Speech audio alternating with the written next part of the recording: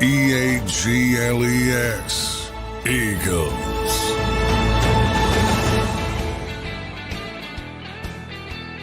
Welcome in, everybody, to a Wednesday edition of Birds 365. I'm Zander Krause, joined by John McMullen, Eagles insider, beat reporter for the Eagles. So good stuff Wednesday here. Just 2 weeks out, Johnny Mac, from the reporting to training camp, creeping right along for us to get there. How you doing on this Wednesday morning, my friend? Good. 2 weeks from the first practice. So we're inside of 2 weeks for reporting day. They report on Tuesday. First practice days. will be on Wednesday, although we don't have an official schedule yet. That's going to be my daily closed circuit to the Eagles. Come on, send out the schedule. This is a yearly thing that we do daily. Yeah. And it never works. So but gotta try. But anyway, 2 weeks from the first practice, and then it'll all the speculation will start to. It's not going to stop, obviously, until you get on the field and play real games, but start to get a better feel for what this team's going to be. And there's, a wide disparity. Some people think this is going to be one of the best teams in the NFL, and some people think it's going to be a good team, probably not a great team, and we'll see where they land. It's good to be relevant, though, because, a lot of teams go into training camp, and it's tough to gin up some optimism. So at least the Eagles certainly aren't in that category. How quickly will the Eagles PR department and Jalen Hurts turn the page on some of the off-season drama reports that have been circulating for the last 6 or 5 weeks now? Is it a one question type of thing? Is it a 1 day type of thing? Did they completely brush it off? How do you think that plays out? I think it plays out pretty quickly, simply because they'll be on the field, so there'll be more substantive things to discuss. So I think from that standpoint, it'll turn the page pretty quickly. That that kind of stuff is overrated. I think the Eagles' disappointment in Jalen Hurts was about the soft window in between minicamp and training camp, and even that's overblown. Okay, it's not the best thing, but it's not going to kill you. So even that, I think, sometimes I think that the Eagles understand that there's a tremendous microscope on them, but sometimes I think they overrate it and take it too seriously and take it too much to heart.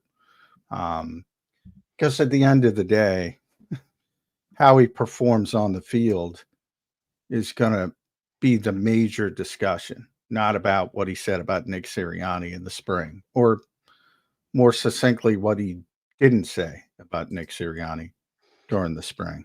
Yeah, makes sense. I anticipate they will turn the page very quickly on that and get into the real stuff, the football, the practice, the training camp, all of those things.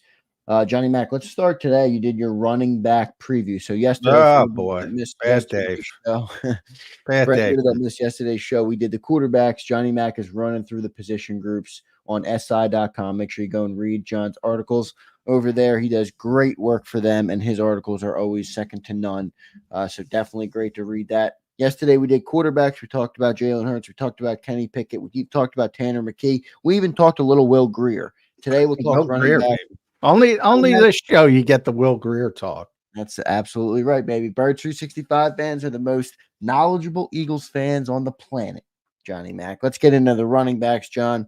Walk me through how you started to preview this position group as we are just 13 days out from reporting. Well, it's Saquon 365. Last year was Bijan 365. This year's Saquon 365. So here we are again. We got to get through one more discussion about Saquon Barkley. I think I've said all I need to say. I think it's ironic that people think I don't like Saquon Barkley. I like him a lot personally, but beyond that, I expect more out of him than people on the show who think I'm hating on him. And that includes you, Zander, and Bill, our buddy Bill. Well, I don't think you're hating on him, but yeah, you do. But I mean, you guys are very high and think Saquon's going to have this massive impact. I think that's fair to say. And then when we were doing the sort of projections of running backs, and I expected him to do more than you guys. But I think there's this weird disconnect before it begins and before it unveils that he's going to be sort of the centerpiece, or he's going to be the final piece, or however you want to describe it. You know, you don't need a third receiver because you have Saquon Barkley. That's the dumbest narrative of them all. He's a good player, and he's going to be a good player here. And he's in a better position than what he was with the New York Giants, but he's not a great player. It's not an insult. It is what it is. You know, because I think I can't even explain it, because part of it is his pedigree, number 2 overall pick. Yeah, that's, I would say, a big part. People hang on to that. Part of it is he is such a class act, and people want him to succeed. And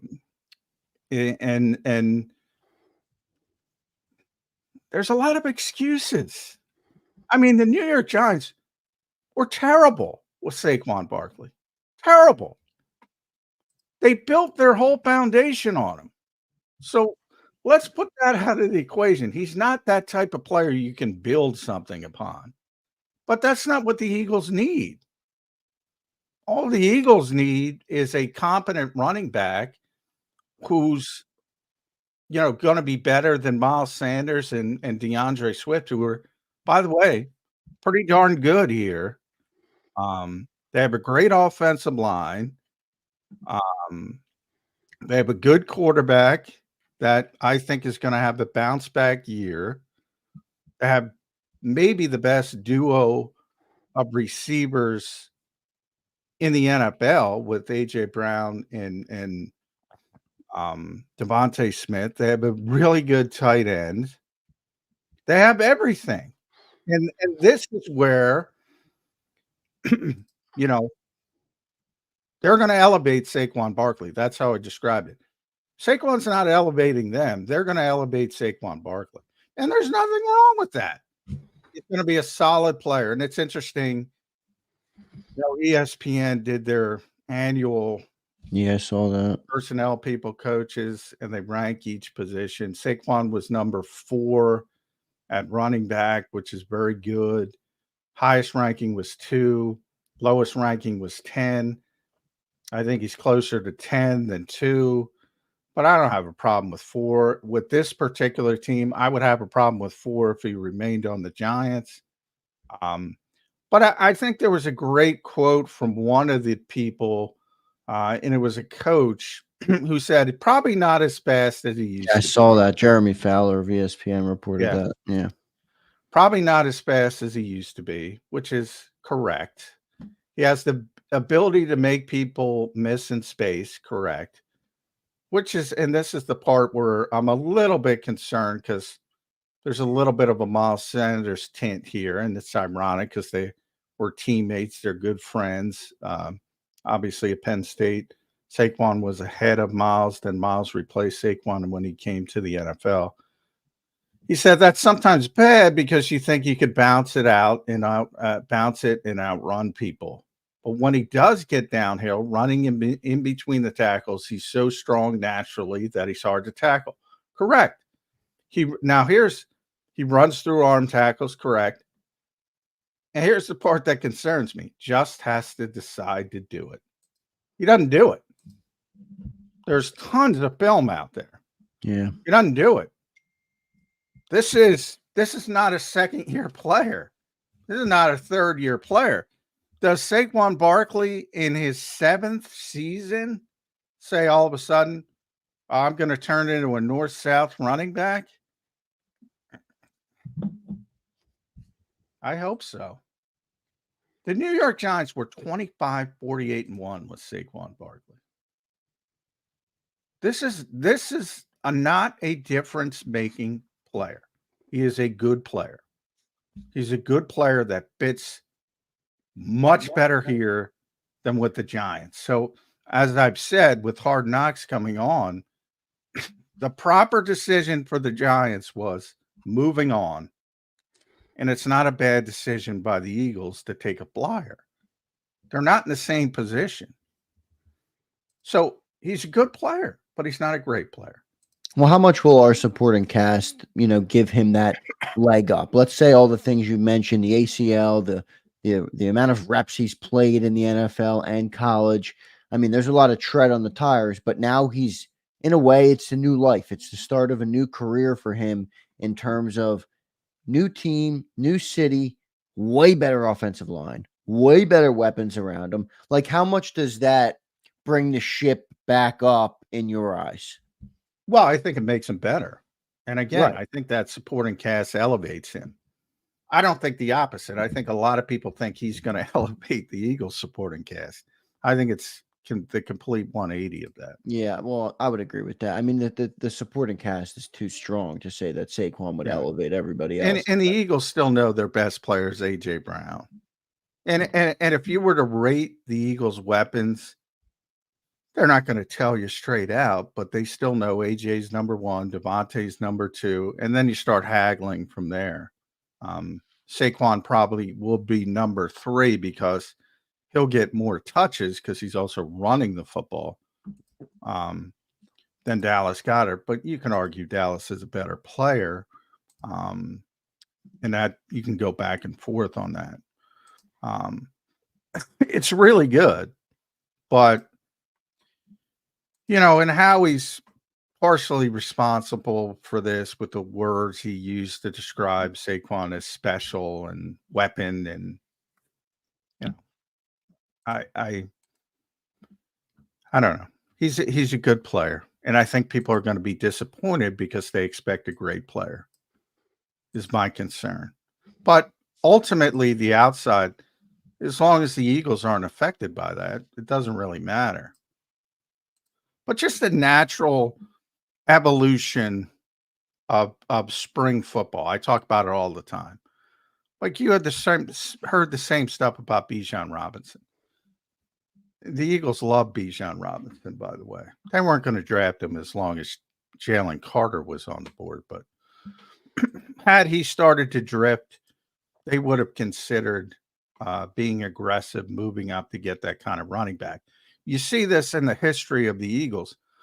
Christian McCaffrey in 2017, even Dalvin Cook a little bit that same year. They wanted him in the second round. I believe it was the same year. But they always want these backs with pass catching ability because they don't find value. If you're not going to be a 3-down back, if you're not going to have an impact in the passing game, that's the guys they devalue. And there aren't a lot of guys that can be in the conversation. So you hear this every year and last year it was Bijan Robinson, who had a phenomenal year as a receiving rookie. And the numbers were 58 catches, 487 yards. That, by the way, is phenomenal. If Saquon does that, spike the football. That's a great season. But is that what people are talking about right now in the spring? No. They have these outrageous thoughts and what could potentially happen. And Paris Campbell doesn't matter because Saquon can serve as the third receiver. All that kind of stuff is just absolute nonsense. And it happens every year with these, not every year because these types of backs don't come around all the time, but we have Bijan doing it last year, and he was really good. And 8.4 yards per carry for yards per reception for running back. That's what Bijan had. That's phenomenal. Yeah. So if he does something like that, then it's really good. But again, we're talking about a guy with 1,500 touches. Typically, the Eagles run from players like that. They've made the exception here because A, they believe in the player, and B,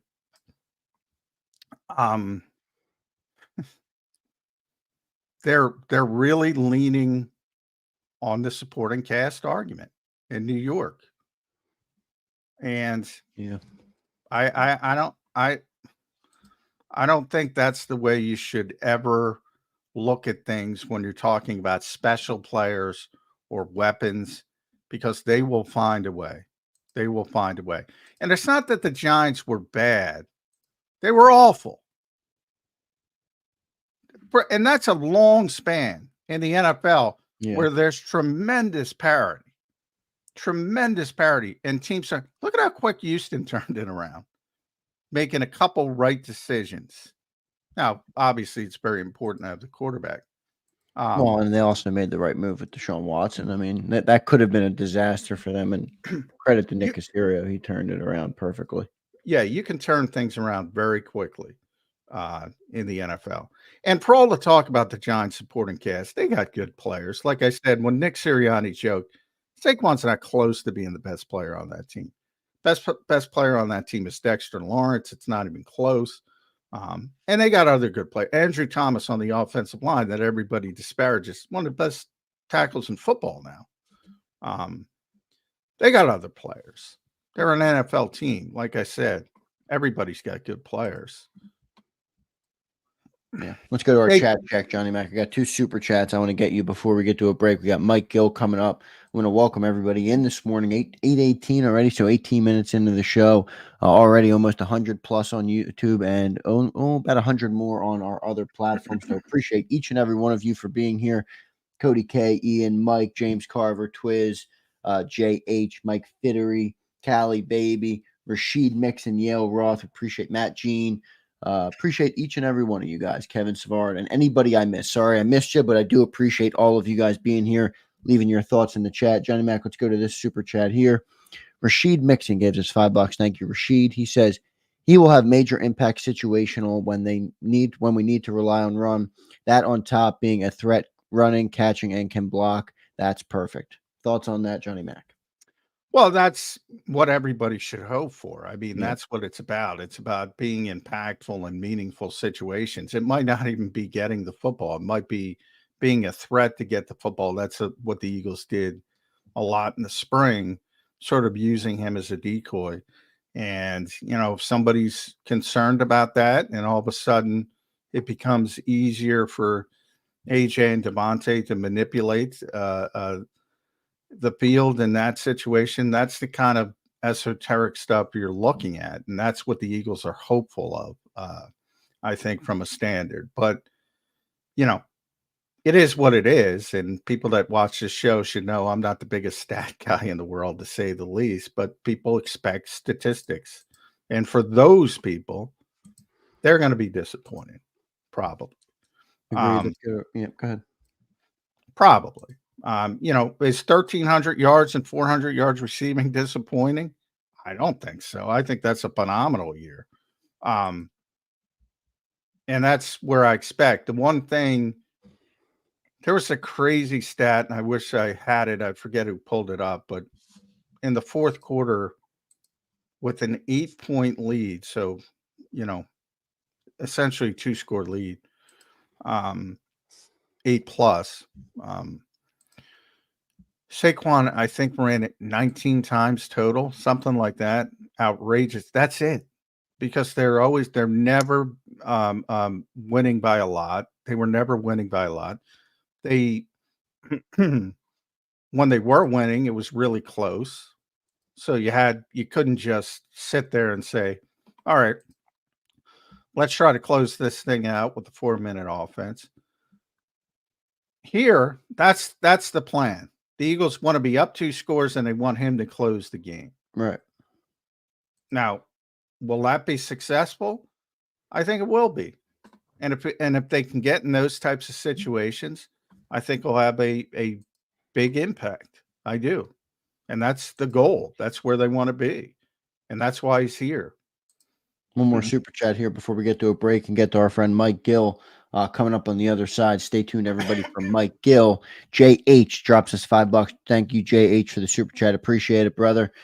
John always says he wishes the Eagles had a decisive north and south back. What about Kendall Milton? His tape seems to show that. Is he overlooked?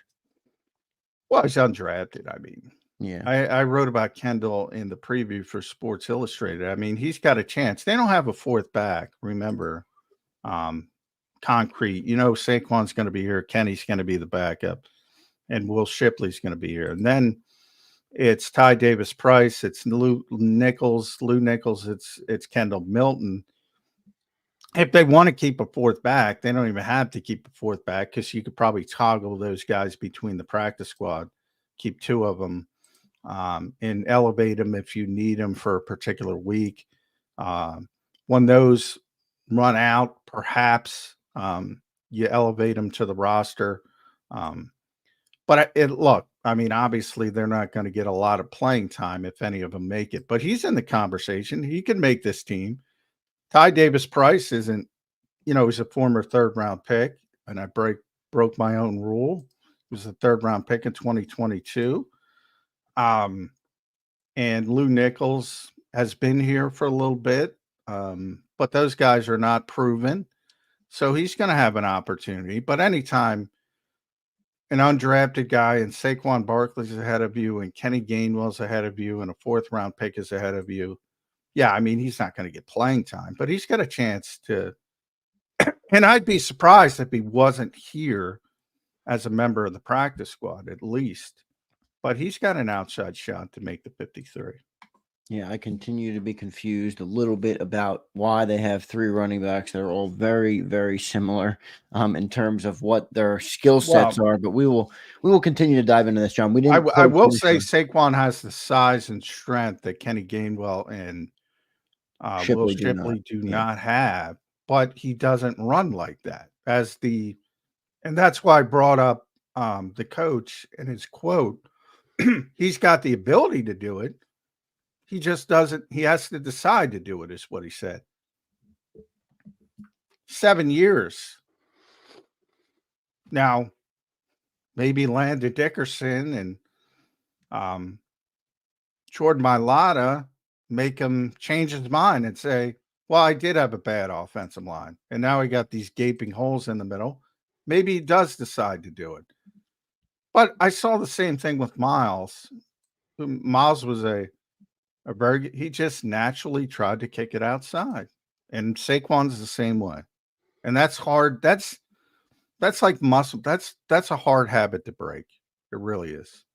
We'll continue our running back preview a little bit just after Mike Gil, just because there's a couple more questions I want to get to you on. We didn't really quite have the time in this opening segment. So we'll continue that. More talking about Kenny Gainwell and Will Shipley, as you mentioned. And we'll even get into a little bit of Kendall Milton for those that are interested in that. Let's get to our commercial break. Johnny Mac, Mike Gil waiting patiently in the green room on the other side. Appreciate everybody being here this morning. Make sure you guys drop a like on the show.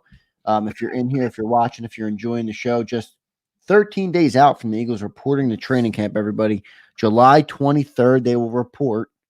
July 24th, they will be practicing for the first time. And then right around that, a week later from that, August 1st is the open practice to the public. So everything is coming fast and furious here in the Eagles offseason. Thanks, everybody, for being here. Stay tuned. Mike Gil joining us next on Birds 365. If you missed any of today's show on the JAKIB Media channel, listen to the podcast on your way home. Available on YouTube, Apple, and Spotify.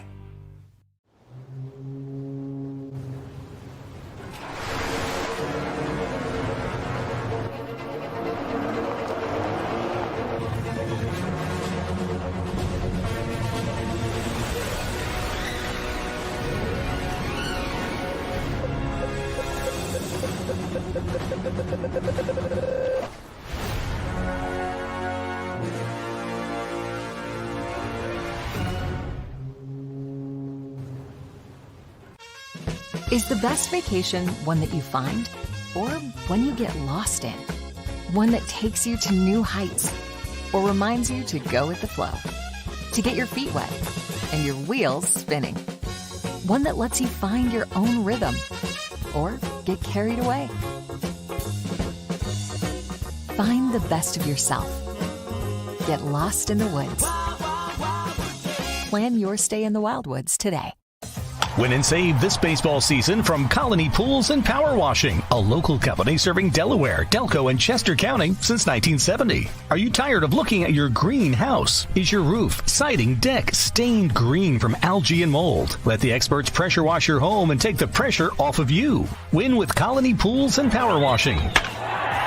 Call them now at 302-762-2250. That's 302-762-2250. Go passionately. Go fearlessly. Go confidently. Go Birds! Go confidently towards your goals with First Trust, Philly's hometown bank for nearly 90 years and the official bank of the Philadelphia Eagles. We're focused on getting you over the goal line. So go with conviction, go with trust, Go Birds! and go forward with us by your side. First Trust Bank, the official bank of Philadelphia Dreams. Oh, and go Birds.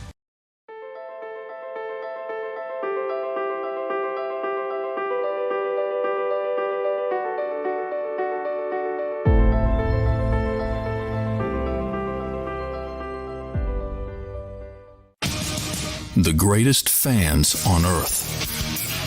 It's a bold statement, but would you expect anything less from Philadelphia? 58 years of heartache creates a toughness, a grit, a resolve not found in most. Sure, our prayers were answered, but now that we've had a taste, we're looking for more. Pondley Hockey, official partner of the Philadelphia Eagles. EAGLES, Eagles.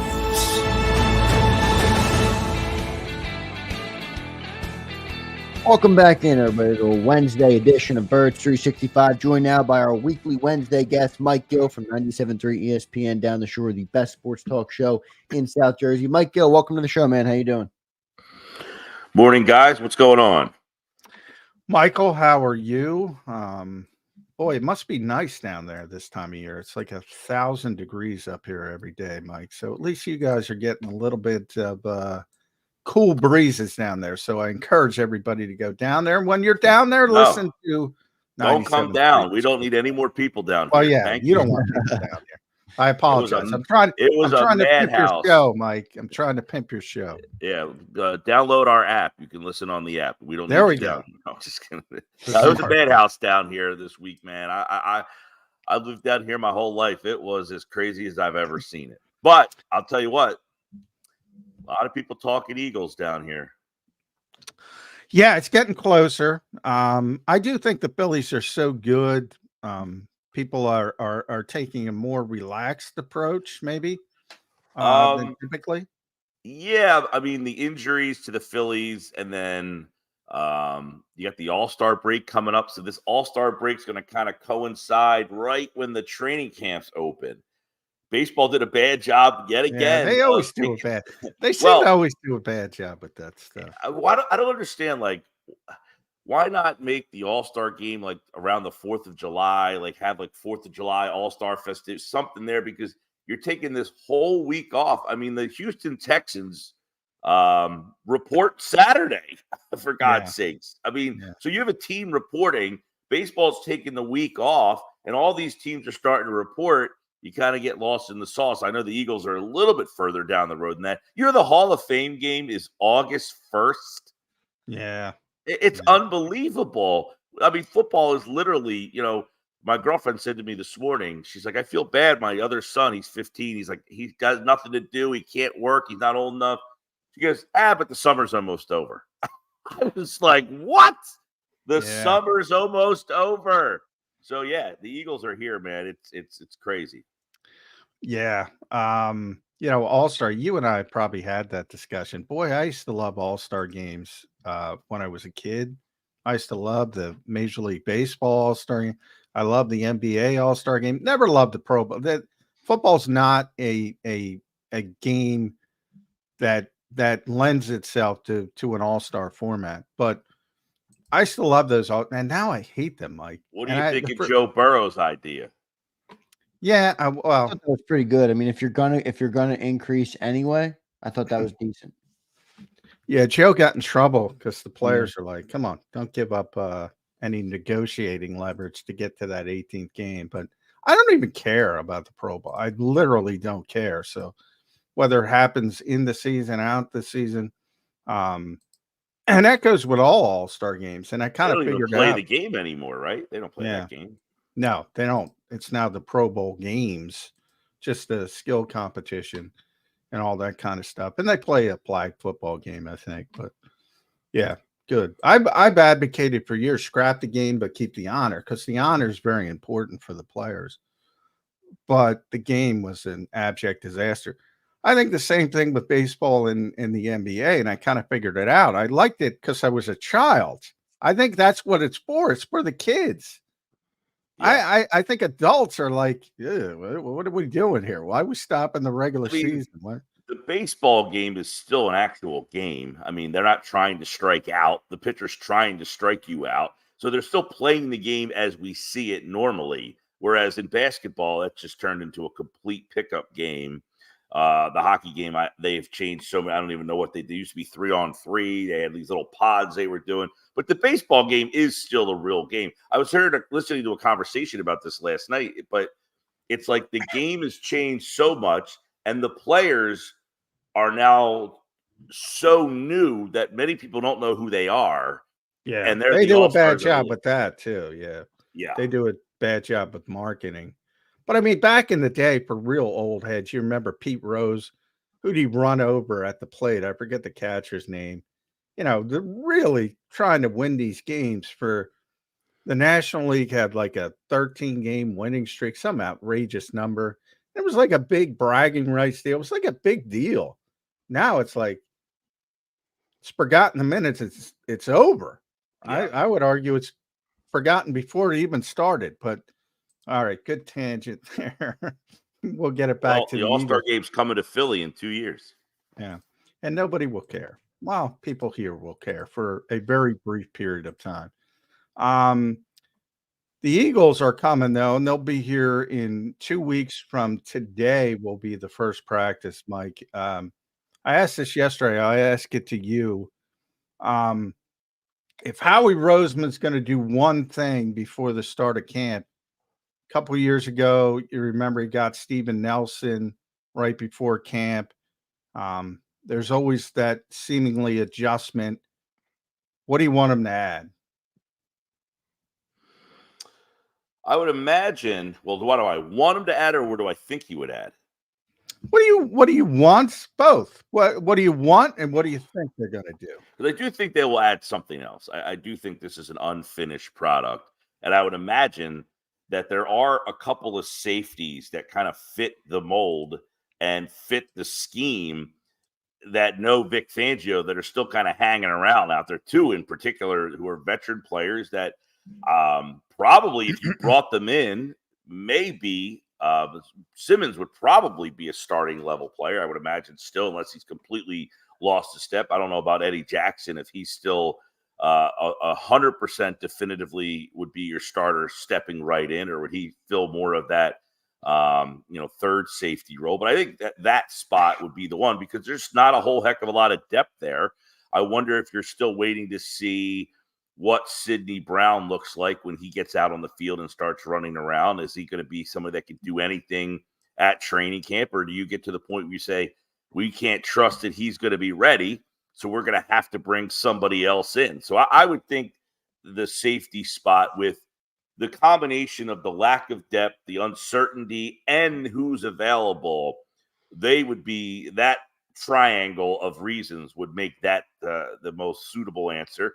And the other, on the offensive side of the ball, I would imagine they're probably still trying to kick the tires on someone to play the slot, and to see if they can find somebody more suitable. I figure you'll bring the guys in that you have. They have a couple rookies that they might want to take a longer look at, see how they get, acclimated when they get to camp. And if they can't trust those guys, they probably start kicking the tires at that position. Yeah, those are good. Those are good ones, Mike Gil. I want to go to the defensive side of the ball. What do you think of Reed Blankenship? Johnny Mack and I have been kicking this around because obviously you're seeing Justin Simmons and you're seeing all sorts of names popping up for who the Eagles should target. They seem to like Reed Blankenship. They went out of their way to get the deal done with him so that he'll be here another year. How do you think they view him in this defense as a starting safety? It's interesting because I think we all just assume that he is not a starting level safety. He's a third safety. He's a really good third safety. And then the Eagles go out and give him a new contract, which says they like him. Yeah, I don't know. He's not a flashy guy, and maybe that's like people the year before. There were so many turnovers from that spot with Chauncey Gardner-Johnson with all of those interceptions. And look, the Eagles' safety position has had some solid guys. You know, Rodney McLeod. Of course, you had Malcolm Jenkins there for all those years. Dawkins played the spot. So oddly, it has been kind of a really good position in Philadelphia. But then it's had some weird downturns, and I feel like he's not on the level of those guys. And he doesn't do anything like, he has an interception here. He's just kind of a guy that's unflashy. And usually those guys, and it's weird because you would think that he's that tough guy. He's always around the ball. He's just not a spectacular type of guy. So he's an interesting one. It's not like I feel like people are calling for him to be replaced. Are people like, you got to get him out of there? Well, I think a lot of people are like, you got to get Simmons, and because there's an option. That's the thing. It's because there's an option. But if Reed Blankenship, it's not like, hey, we think this guy. It's not like where you have a guy that just, hey, you got to get this guy out of here. You have to replace him. I don't think people are saying that Blankenship is so bad that he needs to be replaced. It's that there's a guy that is out there that they deem to be better. Now, by the way, PFF, Reed Blankenship, the 19th best safety in football last season. Justin Simmons was 42nd. Yeah. I think it's about pedigree. Because he's undrafted. Now, the Eagles are already sort of hinted the Eagles like Reed Blankenship. I'm not talking about the organization. I'm talking about outside the organization. They bought out essentially what they did is they bought out his restricted free agency year. There's no reason to do that other than you think he's a starting player. And they gave him pretty significant money. Because he's also been hurt. He's also been hurt both years. He's had some injuries. Yeah, but he missed, and it's a big deal. Don't get me wrong. I'm not saying you want to see him. He missed 3 games last year, and they were all different injuries. So we missed one game, here, not in a row. So they haven't been significant. And I think mainly, if you look at those games, Mike, the Eagles defense, which was pretty poor to begin with, Reed was one of the best players on the team. They really, you could really see the loss of him. So look at the playoff game. The playoff game was one of them. They were a disaster. Last week, Slay had said, the lack of communication, the safety position, there was a lot of, is he part of that, or is that the other guy's role? Well, I think lack of communication throughout. It's, I think the safety has more responsibility, but Zander knows, Jody knows, I've been talking forever. When you're playing the Fangio scheme, the most important thing to me is communication on the back end. And when you don't communicate, you're going to look bad. And you saw it in the Super Bowl when they were good, when they were blowing coverages at the end of the Super Bowl. It looks really bad. Last year, they had a lot of problems. It had to do with the safeties. It had to do with the corners. It had to do with the slot guys. But I think it was more the other guys than it was Reed. And I think the Eagles have indicated that they did the same thing with TJ Edwards. Now, the big thing is when TJ got past, they bought out TJ's restricted free agency year. And then it became, all right, you got to pay him significant money for the linebacker, and they didn't want to go there. So I think after 2025, I got to think about what year we're in, 2025, and then it will be, if Reed continues to play well like TJ did, then they'll have to pay him significant money. Will they be willing to do that at that point? But right now, they have highlighted, because think about it, Mike. If you think he's a backup, he's an undrafted kid. He plays the season. He gets to restricted free agency. You see, all right, what do you want to do? And you go about it that way. You don't extend him. That is a key. Same thing with TJ. They don't do it a lot, Well, when they're buying out that restricted free agency year, that means they've identified him as being a starting safety. And obviously, CJ is going to be a starting safety. And that's why I say Justin Simmons, I got to believe that somebody is going to give him a starting job. Yeah. And that's why I don't see the fit here. Yeah, that's why I feel more inclined to them just waiting to see how Brown kind of looks. What else do they have back there? Gardner, I guess, is somebody they moved to that spot. I guess you can take a look at Avonte Maddox over there with all the crowdedness in that room. If they feel that somebody else can handle that slot spot, I guess Avonte Maddox could be a candidate to shift. Now, what about James? Maybe James Bradbury is real. Maybe. I don't think so, because he makes a same it's thing real, with maybe. Well, I'm doing it more in devil's advocacy type thing. I totally forgot, that he's in the mix there as well, to be honest with you. So yeah, I if that's real, then I guess he's in the mix there too. Well, you don't want to pay a backup what Bradbury makes. And by the way, a backup who isn't going to play on special teams. I mean, that's why I'm playing devil's advocate.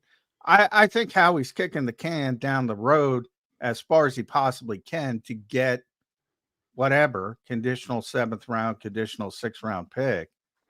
But I can't imagine they carry him on the 53 as a backup safety. I can't imagine it. I mean, my biggest concern with the whole safety is not even the talent. I feel good about CJ Gardner-Johnson. I feel pretty good about Reed Blankenship. I think Sidney Brown is going to have another ascending season, showing he can be a starting caliber safety in the league. But none of them have stayed healthy ever.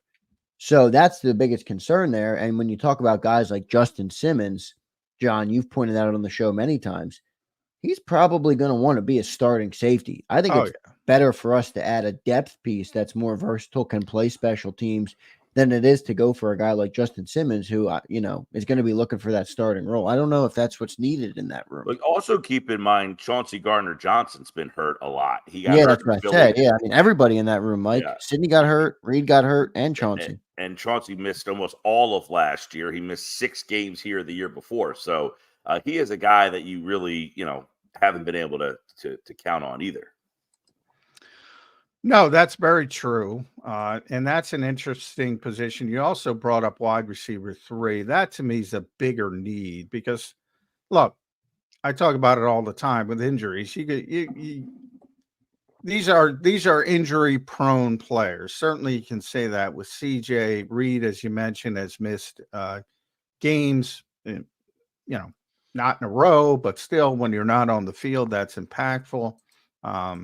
So you can worry about it, but there's not much you can do about it as far as legislating injuries. I talk about that all the time. But wide receiver 3 is a bigger concern for me because I just don't think they're good enough. I think they're good enough at safety if the guys are out there. If CJ's out there, if Reed's out there, I think they're good enough to win football games. That third wide receiver, I don't think is good enough. I don't. And whether it's Paris Campbell or John Ross or Aniyah Smith, a rookie, they seem not to willing to give Britton Covey an opportunity. I don't know. Could this be the linebacker? If you go back to last year in the linebackers, you remember the Eagles came to camp, and then all of a sudden they saw, all right, we're just not good enough, and here comes Zach Cunningham and Miles Jack. Could that be the type of situation you have at wide receiver 3? Probably, yeah. And it's one of those things where, hey, we'll give what we have a chance to kind of somebody separate themselves. And if nobody does, we'll see who ends up becoming available from these other organizations. Maybe someone doesn't have a fit here, cap guy there, similar to like what's Bradbury's going through. Last year, they end up finding Julio Jones sometime deeper into the season. I don't know if they wouldn't wait that long. Do you think they get to the start of the season with what they have, knowing that they have an issue at that spot? We'll see. But yeah, I definitely think that, the who was the guy who retired on them? Devontae Parker. Yeah, Parker, people forget about that. People forget about Parker. I think he was probably the guy they were kind of counting on to kind of fill that spot. He was a guy, that was a first-round pick, and much like they did a couple of years ago when they won that Super Bowl. They took a swing on some guys who had kind of some injury issues and some, down seasons, and they brought in Patrick Robinson's one that really stands out there. That was a guy who really hadn't lived up to his potential. They signed him, they put him in the slot, and really had probably his best year of his career here for that one season. Oh my God, he was unbelievable. He was the best slot corner in football. That is an interesting story, by the way, because boy, and a lot of the guys who were covering the team then will tell you, he had such a bad training camp. He almost had a nervous breakdown. I've never seen anything like it. It was just out of left field. He was so bad, and all of a sudden, the Eagles were playing him a lot outside. All of a sudden, they said, "All right, let's try him in the slot," and boom, he just took off. He was unbelievable to the point he got a big contract after the season. The Eagles had to make the decision that, is this we talked about all the career years the Eagles had in 2022. You and I have talked about that a lot, Mike. We brought that up again yesterday with the hatred of Jonathan Gannon. Even if Gannon was back even if the, TJ was back and Marcus Epps was back and Kaiser White and everybody else, Javon Hargrave, they weren't going to have the same season because so many guys had career years. It just think about it. Think about it from this aspect. We were talking about this with the Phillies. Suarez and Sanchez have been so good the first half of the season. Can you really expect them to duplicate what they did in the first half of the season in the second half of the season, and then take it to football with these guys? Like, some of these guys have, really, really good seasons, but through that season, you take a beating, and can you really expect some of those guys to duplicate or get better, from what they did the year before? And that's where that team that went to the Super Bowl, you were saying, man, every guy on that defense had the best year that they ever had. Are they better than that? And if they're not better than that, is that a problem? And we found out that if they weren't better than that, yes, it was a little bit of a problem for some of these guys that they couldn't match the player they were the year before. And the defense really suffered from both sides, really. I mean, talk about Jalen Hurts. Can he be the player that he was that year? No, he wasn't that guy. He took a step back. Did that mean he was terrible? No, but the year before, he was so good that you got to the Super Bowl. So if you can't match that level, I mean, there's only few guys that can hit that level of consistent play, and they're the true greats of the game. And if you're not one of those, it's not a knock on you, but there's very few guys that can maintain that level of consistency and play at that high of a level. Yeah. Yeah. Mike, how creative do you think Kellen Moore is going to be in that, shuffling receivers around? I've thought about maybe shuffling around. I don't know that he has any to pick from. I know, but that's where I wonder, like, should they sign a slot receiver or should they sign a guy that can, be the outside if they want to move AJ or Devontae into the slot, kind of give them a little bit more ability to be creative. If you already have a slot guy in Paris, I know he's not great, but Paris Campbell or somebody like that who can play the slot, go pick up somebody that's a little more versatile. Or is it Johnny Wilson or somebody like that that's already here on the roster that we're not thinking of? Well, those guys all remain to be seen. I mean, nobody, I think, can really make any sort of assertion on what they think these rookies. I mean, they're two completely different guys. It's not like they brought two guys in very similar and said, may the best man win. They brought in a big guy and a small guy and said, all right, let's see what these guys. Like a couple years ago, it was Quez Watkins and John Hightower. That was like kind of same type of guy. Two guys with a lot of speed. Those two guys both had. Yeah, different, but they were same. That's but they were different sizes. So I don't know. Listen, and I don't know what the snap counts are on offense for these. I can't imagine Brown and Smith, unless there's an injury, are off the field very much. I think those guys are pretty much. So in terms of what he does with the wide receiver room, I guess he's trying to find a guy to get comfortable with in that slot role. But those two guys, the rest of those guys, it's a good question on if somebody got hurt, which of those guys would be the guy that they would use out there? And if it's Paris Campbell, then if he's the slot guy, which of those guys is the next slot guy? And is he even capable? to play. They certainly have a lot of questions there, but let's be honest, this is a lot predicated on the two guys that they have. And I would imagine, Dallas Goedert is a guy that's kind of being forgotten about. He's been hurt. He hasn't kind of lived up to. Somebody texted into my show the other day and said, "At what point is Dallas Goedert just L.J. Smith?" You keep, come on. Well, no. Oh, the point, did he yell? I hope he yelled at him. The point they made was L.J. Smith was a guy that people thought had a lot of potential, but he just never lived up to it. And that Dallas has a lot of potential, but his injuries just keep kind of playing a role in why he hasn't become to where, like, hey, we keep saying this is the big year for Dallas Goedert, and then he doesn't have the big year. Oh, this is the big year for Dallas Goedert. It's funny because I'm writing about the tight ends today. So in my training camp preview for Sports Illustrated, but when it comes to Dallas, but the thing about, and I hope you yelled at that texter, I really do, because the thing about Dallas is, a lot of people thought maybe he could join sort of that elite status with Travis Kelce and George Kittle and Mark Andrews, most notably. And he hasn't reached that level. But everybody knows how good he is in the NFL. He's one of the best tight ends in the NFL. He's one of the few true old school tight ends who could play in line and be a flex receiver. He's more like Kittle than Kelce. He's a really good player. The problem here is, yes, injuries.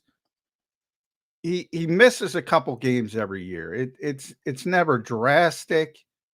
Probably the biggest one would have been that injury in Chicago during the Super Bowl season, which was the glenoid bone in the shoulder, which I never heard of before Dallas injured it. So there's injury problems, no doubt about it, but he's a really good player. Now, the problem when it comes to the numbers, people, and that's what people are looking at, unfortunately, you got AJ and Devontae. They're getting most of the traffic when it comes to Super Bowl year. He was on pace for 1,000 yards before he got. Yeah, he had a very good year. Yeah. 2021, I think, was his best. One of the years. One of the years he was on pace for. They would have had 800 or something. Yeah, he's a really good player, and no, he hasn't reached where some thought he could be. You still have the concentration drops, which get a little bit frustrating. Seems to have one or two of those a year.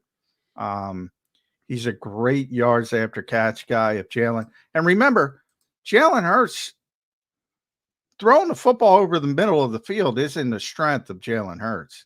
He's not comfortable doing it. It's interesting. He doesn't do it a lot. Say that because, like, Jalen's first year starting, Dallas Goedert had 830 yards, and the main reason is because he had 15 average yards per catch. Last year, he had the same amount of reception after the catch, with only 10 yards per catch, so he had 300 less yards last year. Like, Jalen was better at going to the tight end his first year starting than he was last year. And Goddard has commented recently about how he's excited. Like, he thinks it. And look, if you do look at the numbers of the tight end, you just go back to last year in LA, not a flashy group of tight ends down there, but they far outproduced the Eagles tight ends with the Chargers last year. So I would imagine that Goddard has a bigger role. And who knows? I don't know. There's another position, that backup tight end spot. Goddard's a really good blocker too. People forget about that part, that he's the best blocker on the team too. They don't have that dominating. Maybe not anymore because CJ Uzomah's here. I don't know if he's got anything left in the. I don't know if he's got anything left in the tank, but earlier in his career, when he was in Cincinnati, he was a really good blocking tight end. And he's like 6'6", 260. He's a big dude. Yeah. So in theory, that will enable them to play Dallas more as the flex receiver. But here's the thing. Like, if you don't have A.J. Brown, if you don't get A.J. Brown, or you don't get Devontae Smith, pick one. You got Devontae first, then A.J. And Dallas becomes that second option. And if he ever stays healthy, he's probably got 80 catches. 80, and people think of him differently. Like, AJ and Devontae limits and this will be the same thing with Saquon as well. They will limit what Saquon can do. They will limit what Dallas can do because they're the best players and they're going to get the football the most if they're out there. And that's the way it should be. That's not a bad thing. Yeah. Well, listen, that's why you go back to, I don't think that Kellen Moore is going to do a whole lot of shuffling those guys here or there. I mean, they might move them around the field and do different things, but the lack of depth at wide receiver will really only rear its ugly head if somebody gets hurt. Yeah. And then it will rear a very ugly head unless something changes. Because look, you can never replace guys like that, but you can be better than what they have. I mean, it drops off a cliff from AJ Devontae down to Paris Campbell. That is a cliff, Mike Gil. I'm trying to think, like, there's not a guy that's like in there that I'm like forgetting about, like Joseph Ngata. Like, is he a guy that has a shot? He might be on the practice squad again. I've seen Joseph for 2 years, and you can count on one hand how many times he gets separation, even in practice. He's not the most explosive guy in the world. Johnny Wilson looks pretty explosive for his size, but obviously you can't count on a rookie. John Ross is the guy who I think you cross your fingers. Same thing. Go back to old faithful Greg Ward, man. Well, he's got no speed. John Ross can run, and he looks like he can play. He was a top 10 pick. We know the story. Ran a 4.22. They just the kid from Texas just broke his record this year. That's how long the record is held. I mean, he can run. As Howie would say, he's got traits in his body.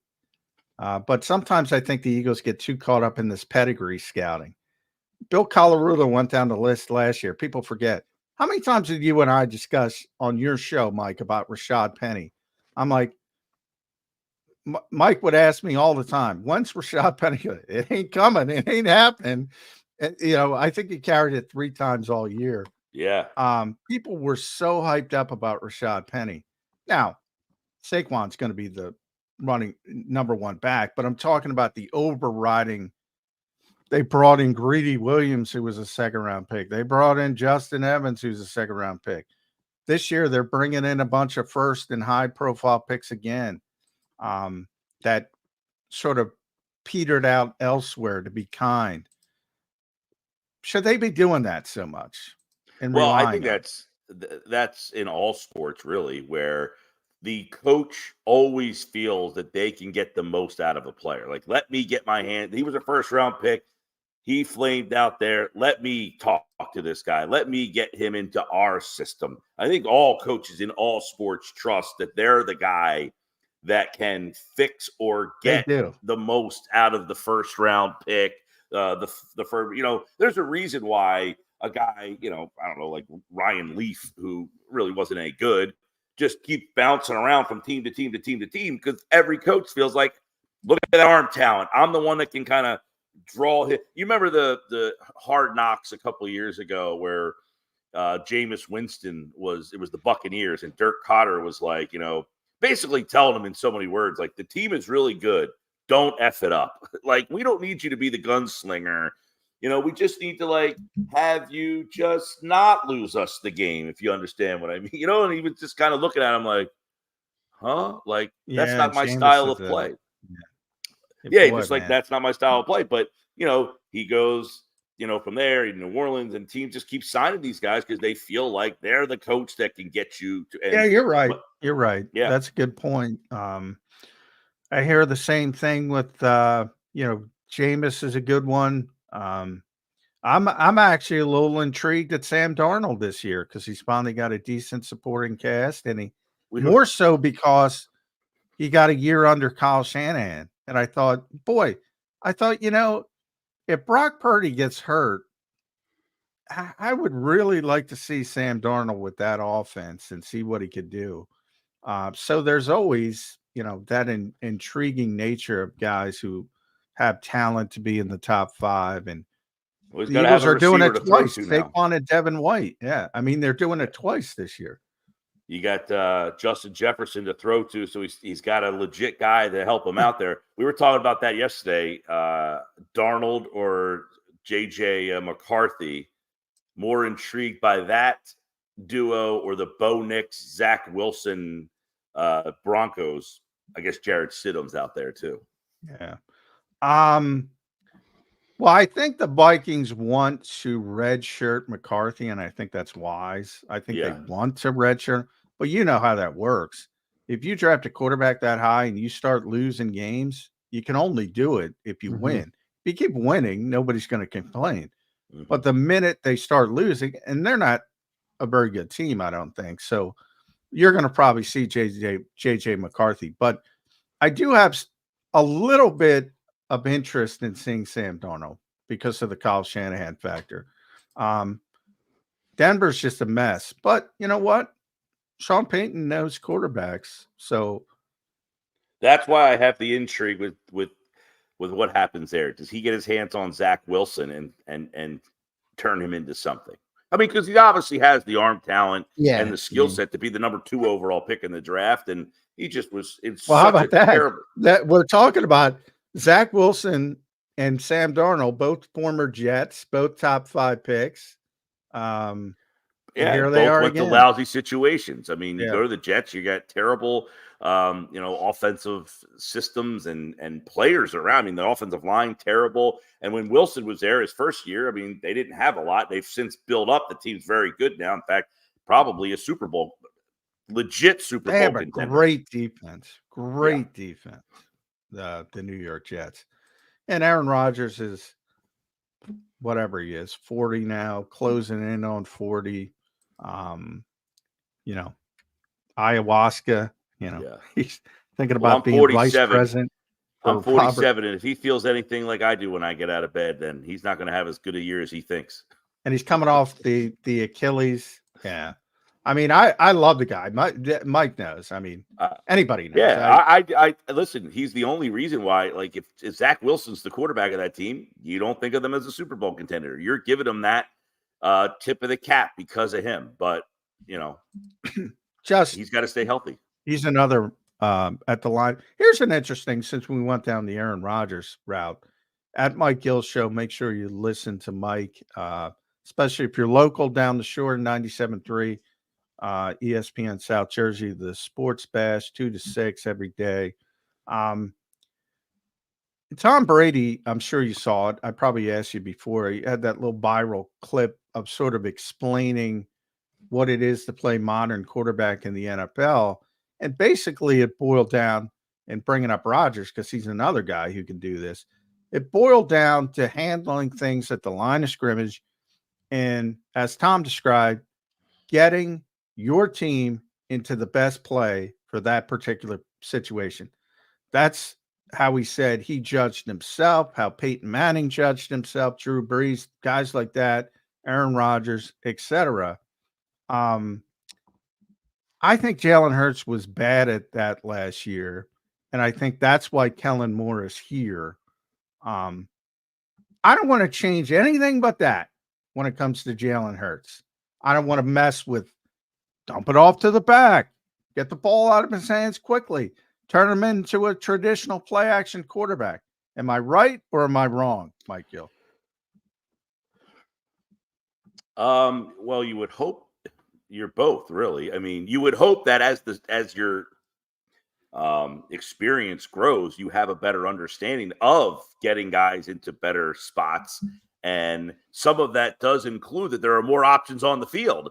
You might have been really, really good at seeing these 2 options, but to also know that teams evolve and they try to take those options away. And when they do that, you have to be able to also evolve to put your other guys in a position to say, well, if you're going to take AJ and Devontae away from me, I'm now going to go to another weapon on the field. So you have to be able to evolve your as Brady kind of puts it, your acknowledgement of putting the guys in the right places, and also why also acknowledging as more tape comes out on your players, teams are going to say, well, we're not going to just let you throw the ball to A.J. Brown 10 times in this game today. You're going to have to figure out another way. So, yeah, both things can be true. Now, if teams are going to say, hey, throw the ball. Remember the first game, was it last year? AJ had all the catches. No one else had a target. And people were like, they threw the ball to A.J. Brown all day. What the hell? It was like, who the hell cares? But in that instance, if they give that to you, you take it. If they don't, can you put the other guys in positions to be able to say, if you're going to take something away from me, I'm going to go into another direction. And the dumping off of the running back isn't, I don't think, more of, I think it's because you have a weapon there.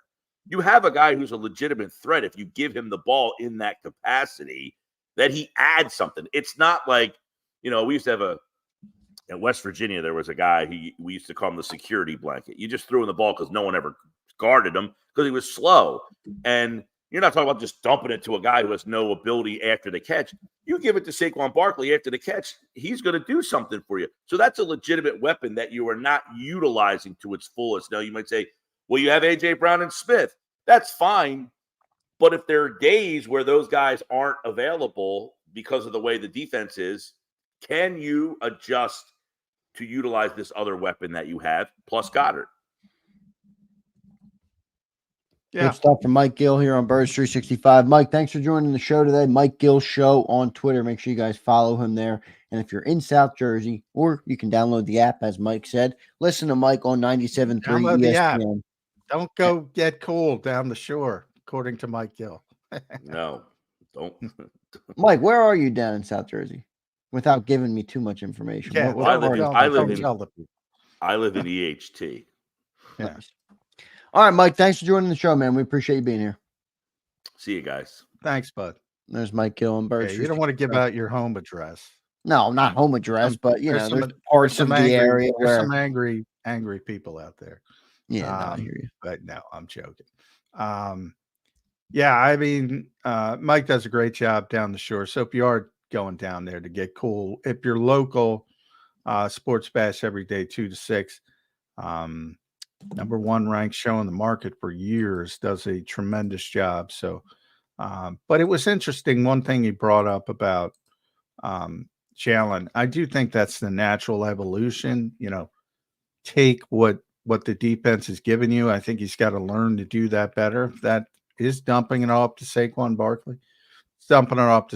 Barkley, I just, at this stage, it hasn't been a strength. So, they had a guy who arguably was even shiftier last year and had proven himself as a pass receiver, as a part-time player in Detroit, and that's DeAndre Swift, and they didn't use him.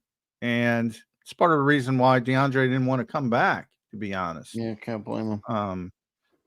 And he was a proven receiver in Detroit, as I said, as a part-time player. Averaged over 50 yards, 50 receptions a year with the Lions. And again, he didn't play all the time. Really good receiver, and they didn't use him.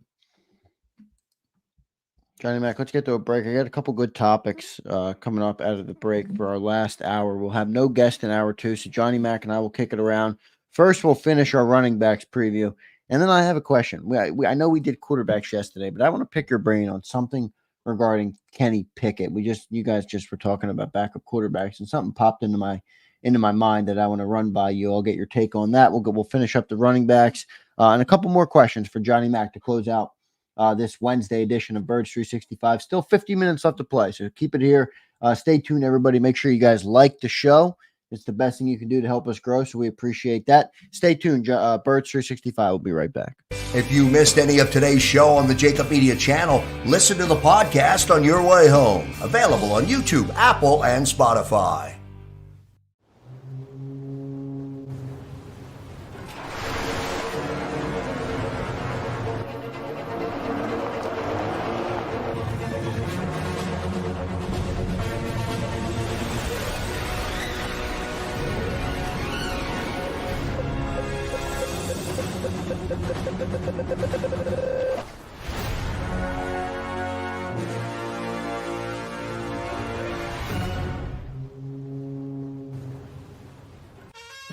Is the best vacation one that you find or one you get lost in? One that takes you to new heights or reminds you to go with the flow? To get your feet wet and your wheels spinning? One that lets you find your own rhythm or get carried away? Find the best of yourself. Get lost in the woods. Plan your stay in the Wildwoods today. Win and save this baseball season from Colony Pools and Power Washing, a local company serving Delaware, Delco, and Chester County since 1970. Are you tired of looking at your green house? Is your roof, siding, deck stained green from algae and mold? Let the experts pressure wash your home and take the pressure off of you. Win with Colony Pools and Power Washing. Call them now at 302-762-2250. That's 302-762-2250. Go passionately. Go fearlessly. Go confidently. Go Birds! Go confidently towards your goals with First Trust, Philly's hometown bank for nearly 90 years, and the official bank of the Philadelphia Eagles. We're focused on getting you over the goal line. So go with conviction. Go with trust. Go Birds! And go forward with us by your side. First Trust Bank, the official bank of Philadelphia dreams. Oh, and go Birds.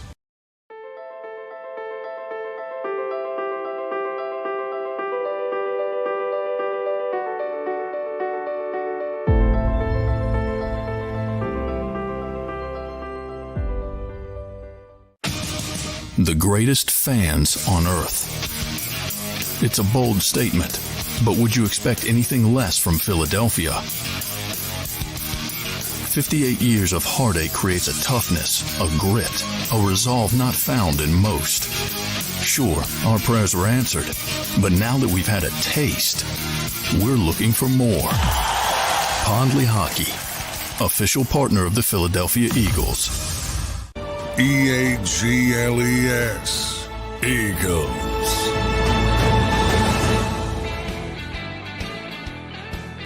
Welcome back in, everybody, to a Wednesday, July 10th edition of Birds 365, just 13 days away from the Philadelphia Eagles reporting to training camp right around the corner.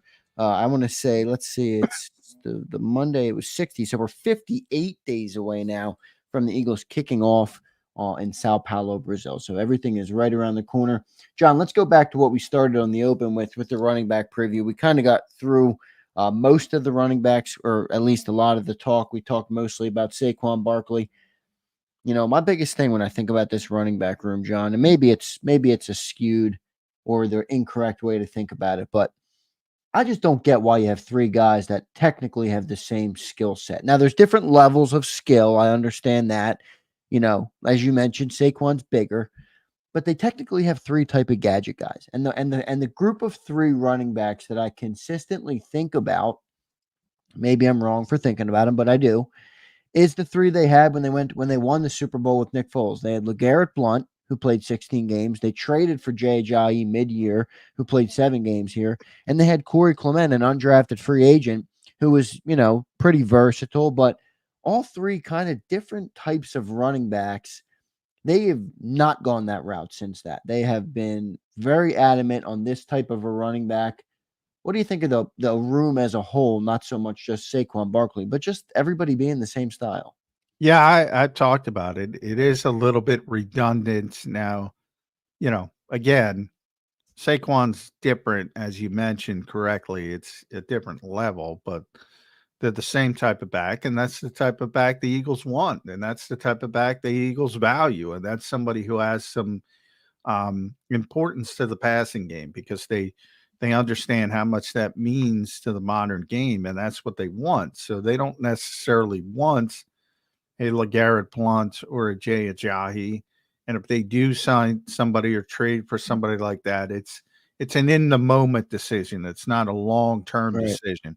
Because it's not easy to find 3 down backs, and the Eagles really haven't had one since Shady McCoy at a successful level, and that's what they hope Saquon is, and he has the potential to be, and he does have the potential to be that. But yeah, I mean, I prefer, and I talk about it all the time. You know, it's fine. You have Saquon now, so at that point, I'm probably not drafting Will Shipley, to be honest. Yeah. I got Kenny Gainwell. Now, from their standpoint, Kenny's on a contract year. So maybe ultimately they look at it as they're not going to bring Kenny back, but Nick Sirianni loves him, but Nick might not be back. So that changes things. And Will Shipley's the long-term replacement. And they do have the other three backs who don't have the name value, but Ty Davis Price is, let's see, they list him as 219.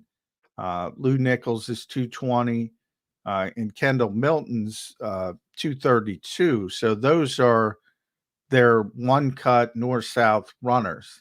They're not proven other than at the college level. Lou Nichols led the nation in running and rushing at Central Michigan a couple of years ago. Ty Davis Price was the third-round pick of San Francisco, so he's sort of the new Trey Sermon, who was also that bigger back. And obviously Kendall Milton's a big back, sort of a part-time guy, but had a lot of success at Georgia. But he runs, I think he ran a 4.62 or something. He's not exactly a speed merchant. So that's why he didn't get drafted. And he showed a little bit more juice.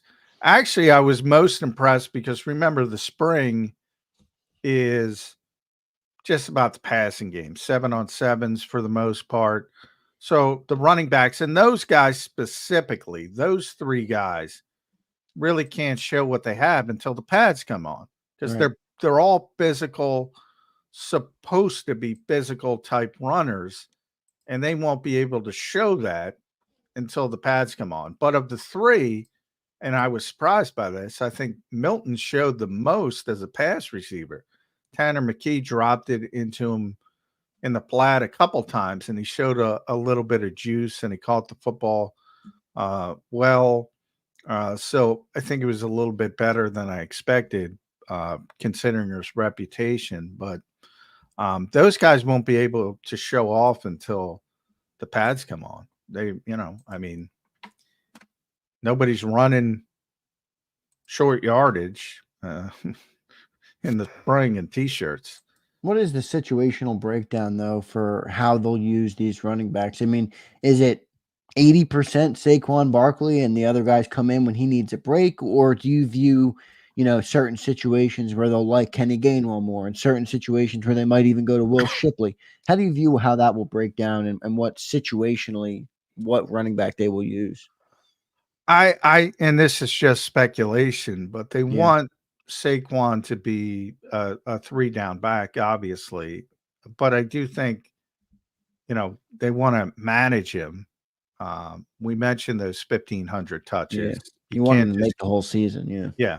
So I think earlier in the season, you'll probably see more Kenny Gainwell than later in the season if everything goes as planned. Just to give Saquon a spell here and there, keep him as healthy as possible. And I think if he is healthy down the stretch, they're going to ride him as much as possible. So, and Will be the third guy who, sort of the Boston Scott role, that if he's needed, you'll have to call on him, but he's not going to get a ton of touches on a weekly basis. If somebody misses a game with a sprained ankle, he can become more relevant. He's probably not going to be the Giants killer that Boston was, but no, he will not be. And maybe he gets involved as the new kick returner. That's going to be an interesting story in camp because that had been Boston Scott's role. And they rotated a lot of guys looking at as a potential kick returner with the new rules. So that'll be an interesting story. But just from the running back position, it's going to be Saquon and Kenny. Those are your two guys, and that's pretty good, to be honest. Yeah, we'll see how it plays out. I guess they're just really going for a bell cow, and Saquon, hopefully he can manage the load. Obviously, a guy who has a lot of touches in his career, as Johnny Mack points out. John, let's pivot here. I got a question about Kenny Pickett. I know we talked about quarterbacks yesterday, but I want to get a little bit back into it.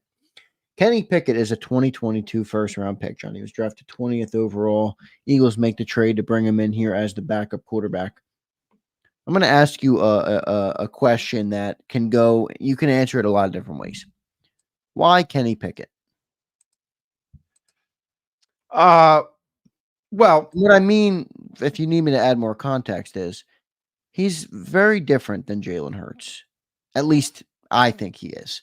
Versus last year they signed Marcus Mariota, a guy who didn't have a lot left in the tank, but at least you could see if Jalen goes down, he's a similar style of a quarterback. Kenny Pickett is like, talk about turning somebody into Brock Purdy. I think he might be good if you turned him into Brock Purdy with this type of talent around. Yeah, well, it's not. Yeah, I think people get caught up in the, oh, yeah, your starting quarterback is a certain style and your backup has to have the same style. Very similar to what we just said at running back, the redundancy between the top three running backs. I don't necessarily think that's a good thing. When it comes to backup quarterbacks, it's a little bit different because obviously they're not expected to play at all. And, you have to shift your offensive scheme. I don't think that's a bad thing. I think when you saw Gardner Minshew have to play a couple of years ago, kind of invigorated the coaching staff because they knew they had to do things a little bit differently. And it's kind of a challenge to them. I don't think it's a bad thing. I really don't. I want the guy who's more capable of getting you through. You never want the backup to play, even the best backup in the NFL. But if you need to get through a 3-4 game stretch, I want the guy who's capable of getting you through that 3-4 game stretch and winning football games. Right. Even if it means switching up a lot of what you've been doing. I think Kenny does that way more than Marcus Mariota. I think the fact that Jalen stayed healthy all last season was a very good thing. Not that Kenny's great, but I do think that he's more equipped to win football games, and he did. He already did in Pittsburgh. He proved it. Not to say he was the reason they won football games, but as Mike Gil pointed out with Jameis Winston, sometimes it's a trait not to lose football games. And I think Kenny's already kind of mastered that to a certain level. So I don't have a problem at all. That's up to the coaching staff in a lot of ways. When you talk about conventional quarterbacks, and I would say Kenny's more conventional quarterback than Jalen Hurts, to say the least. Yeah. A lot of times I think that's easier for the coaches. You have to be more disciplined to take advantage of the uniqueness of Jalen Hurts and make sure you're checking off the boxes, so to speak, as a play caller or a game planner to make sure you're doing the right things. Whereas you have the more traditional quarterback, it becomes easier from that perspective. That things that these guys have been doing their entire coaching lives. And I always go back, Nick loved Phillip Rivers. He loved him, partly because he was so smart, but partly because he wants to play 11 personnel. He wants to play that conventional type of football. And Kenny Pickett ain't Phillip Rivers, but he's that type of traditional. Yeah, he's also not Jalen Hurts in terms of the style of play, No. Schlager brings up a point here, and I don't want to go this far, but I will read it. Zander, are you suggesting the move to Pickett as the backup is that the Eagles are trying to change the offense in general and make Hurts play it? I don't know if I think they're trying to make Hurts play it. I'm just wondering if they're still – I don't think they're trying to make Hurts play it, but I do wonder if they're interested in, what it would look like with a Brock Purdy, with the amount of assets or with the amount of talent you have on the offensive side of the ball. Like, I don't think they're going to try and make Jalen Hurts that. We've talked about that all dang off season. We hope they're not trying to turn him to Brock Purdy, but when you sign Pickett, I just wonder, Justin Fields is out there. Now maybe they didn't want to go that far with draft capital and stuff, but I don't know. I think it's fair to wonder, with the backup, what they're interested in or what the motive is, with this type of a roster. Maybe it's nothing. It could be completely nothing. I'm just making something out of nothing. Yeah, but well, the Eagles had a lot of interest in Kenny in the draft. Yes, they did. They liked him as we went and watched him. What was the game Yeah. he went and watched? The Pittsburgh game, and everybody made a big stink about it. Yeah, because he rarely goes Yeah. to and it was Thursday night. There's a lot of context. It's easier to go on a Thursday night, and it's close. Pittsburgh, the game was in Pittsburgh. So a lot of context. But he did like him coming out of the draft. Obviously, they weren't going to take him in the first round, but if he started to slide, that wasn't a great quarterback draft. They've never liked Justin Fields for whatever reason. And it turns out they're probably right, because I liked him. And I, even if you go back to Jody loved him. Jody loved Justin Fields. Even if you go back to when he was drafted in 2021, I mean, a lot of people are forget or want to forget the Eagles were not sold on Jalen Hurts at that point. And the Eagles could have gotten him. He won 11. Yeah, they picked Devontae at 10, right? Yeah, they moved up to get Devontae. They didn't like Justin Fields. They had no interest in Justin Fields. So they didn't like the player. And that was it's not about style. They didn't like the player, and they liked this player. And then it becomes the cost-effective nature. He's on his rookie contract, and all that kind of stuff. And you got 2 years left with Kenny Pickett, so that factors into it as well. So there's a whole bunch of reasons, but it starts with they don't like Justin Fields. So there was no interest in bringing him in even before you get to what it would take to bring him in, because it never got that far because they just weren't interested. And they're never going to pick a backup base. They didn't pick Marcus Mariota. I think a lot of people think they picked Marcus Mariota to be the backup because he had a similar style. No, they just thought he was their best option at the time. And if you go back to Gardner Minshew, again, not to style. And if you go back further, remember who the backup quarterback was before Gardner, before they traded for Gardner? It was Joe Flacco. That's right. That's right. So, I mean, yeah, it has nothing to do with style or changing Jalen Hurts. They're trying to find the best backup quarterback. And I think they did a pretty good job this year of improving at that position that to be honest, you hope you never have to utilize and see. Yeah. I think Pickett, I think it was a good move. I was just asking the question for the sake of, there's been a lot of talk about Jalen and maybe turning him into a more traditional style of a quarterback, trying to keep him healthy, things like that. And then you bring in a guy like that. That's where I draw the comparison, not trying to make anything bigger out of it than it is, just asking the question to Johnny Mack, who I thought gave a pretty good answer. John, let's shift now. You asked the question to Mike Gil.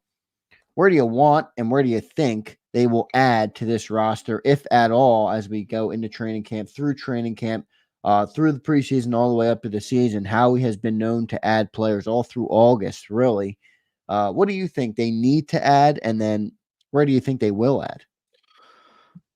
I think they need to add at wide receiver. Not only in the slot, but as a potential backup to AJ and Devontae, which I think people forget about Devontae Parker. And more than the slot with Parker, I think it was about being the third outside receiver. That if AJ went down, if Devontae went down, you had a somewhat competent option. And now, boy, that looks bad. Paris Campbell would probably kick outside as being the top backup. And unless, the wild card to this is John Ross. And I don't know what John Ross has. I know he's still athletic, so you can kind of cross your fingers, but hope it's not a strategy. a wise general manager said that once. So, you can cross your fingers on John Ross, and that's where I would be right now, crossing my fingers, but that's all you're doing essentially. So that would be the most notable position. Linebacker, for those who listen daily, know, look, that's the worst position group on the team, and I don't think it's particularly close. But I think they're all kind of the same. Like, I don't think they have bad backups now. I think they just have a bunch of backups. Yeah, really. Right. So, can you get a starting level player at this point? I guess, you can call through, and that's Howie's job.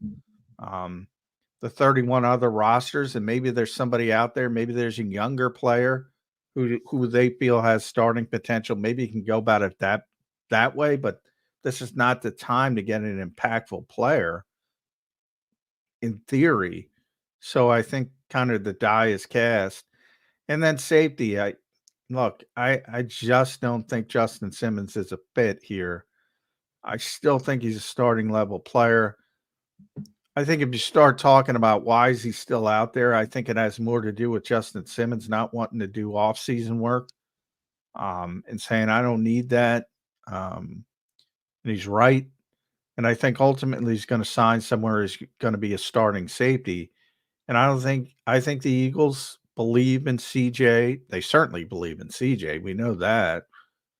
And I think they believe in Reed Blankenship as a starter.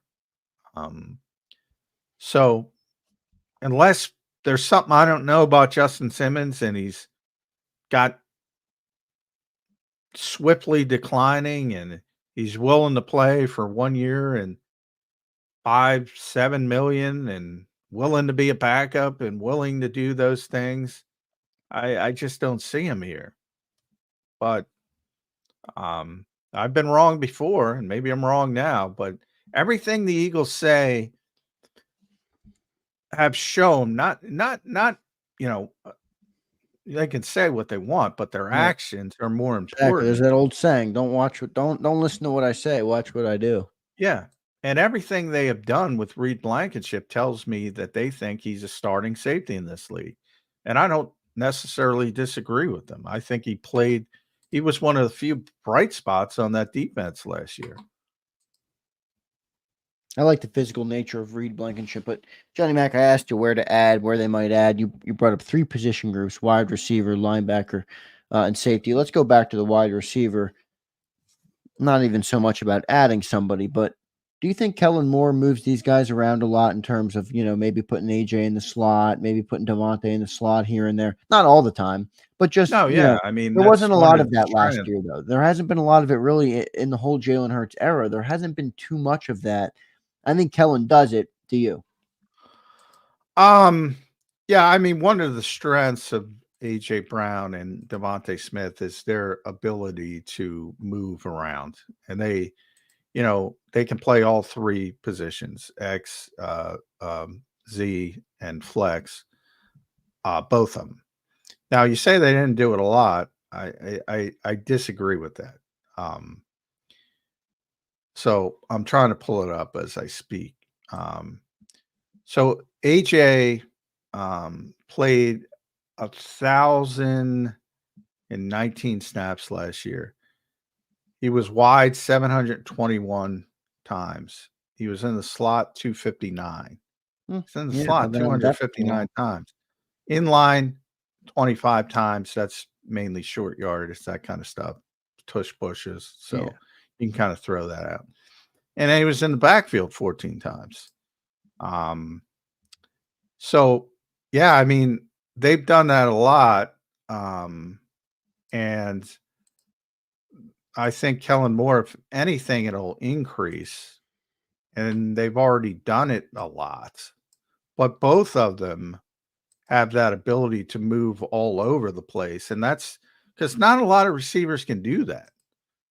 And I'm just pulling up Devontae. So Devontae was 817 snaps out wide, 273 in the slot. Yeah, so both 250 plus for each of them in the slot. That's pretty good. I think Devontae is a great fit in the slot as well, just with the way he plays the game, the size, the route running, all those things. Yeah, he's a tremendous. He would be a great slot only player, but he's too good outside. Think about what they do with CeeDee Lamb in Dallas. I think Devontae in that role would be just as productive as CeeDee Lamb is, and that's where I know CeeDee Lamb's a top 5 or whatever receiver people want to call him. I don't think he's top 5. I think he's closer to top 6 or 7, but I think Devontae would be right there with that role, with that quarterback in that offense. Yeah, but it's different from the perspective of CD doesn't have the complement that Devontae has. So a lot of times the Dallas offense is just about getting CD Lamb open, basically. Yeah, and, you're right, 100%. And it's easier to do that from what they have by putting him inside. That's why they do it so much. If they got a better complement, I think you'd see him playing outside more. And he did, back when who was the kid who tore his ACL? Blanking. The Dallas receiver. I'll think of Gallup, it in a second. Michael Gallup. Yeah, and he was turning into a pretty good receiver, and they were better. And even when Cole Beasley, I'm not sure how much when they had a better traditional slot player. But my major point is their whole focus is on getting CeeDee Lamb open. And when you have a generally, your best corners are outside corners. Like generally, your best receivers are outside receivers. All right. Your best corners are generally outside. So you have this mismatch in theory with CeeDee Lamb against most slot corners, which is the case. And that's what they're trying to do. But that's sort of how they're built right now. If it changes and they get the better natural slot receiver, you'll see him outside. He can beat anybody. He's a great receiver. But it's easier for them to get him open right now, working in the slot. That's why they do it so much. Well, could that same logic be applied to the Eagles? Like you create a mismatch with AJ Brown or Devontae Smith on the inside, Yeah, and they do it pretty significantly, but they're too good outside to put them, you're more impactful. And remember also it involves the quarterback as well. And we go back to Jalen's just not, you can see the numbers. He doesn't like to throw the football over the middle of the field all that much.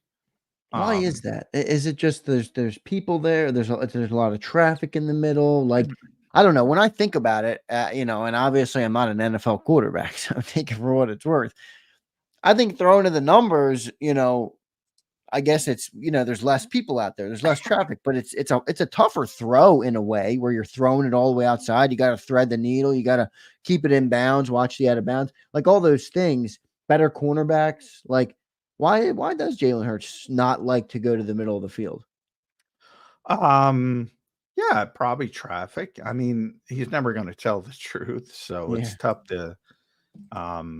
It's more dangerous to throw it over the middle of the field. I always said he's very, and I constantly say, despite last season, that's where I think you're going to have a big advantage this year is the fact that.